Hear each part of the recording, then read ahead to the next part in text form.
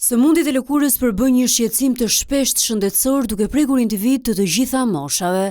Me uljen e temperaturave, këto shqetësime bëhen më të ndjeshme tek shumë persona. Kalimi nga këto ambiente të nxehta në atë atmosferën e jashtme shumë të ftohtë që na rrethon, fal periudhës së dimrit, bën që të aktivizohen njësër patologjish apo të përkeqësohen patologji ekzistuese në lëkurën e individit. Dermatitet më të shpeshta që po hasim në këtë periudhë janë dermatitet që prekin kapakët e syve, si kapakun e sipërm dhe kapakun e poshtëm, që i quajmë me gjuhën tonë të përditshme dermatitet palpebrale apo të qepallave. Janë dermatite që karakterizohen nga një tharje e lehtë e lëkurës, nga një skuqje e saj, e cila po të lihet pa trajtuar mund të rëndohet akoma më shumë deri në çarje apo lëngëzim të lëkurës. Kemi dermatite të cilat shfaqen në pjesë të tjera të trupit.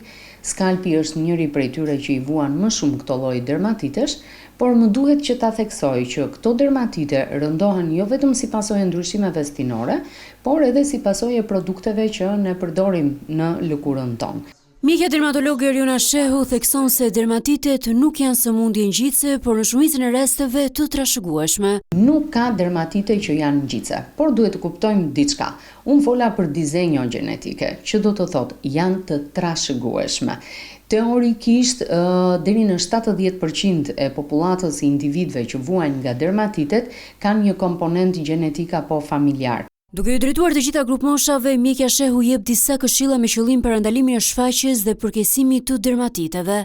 Larjet e shpeshta të cilët pacientët me dermatit nuk duhet i bëjnë, sidomos gjatë periudhës së pranverës, pranverës, vjeshtës dhe dimrit. Në verë mund të lahen për ditë.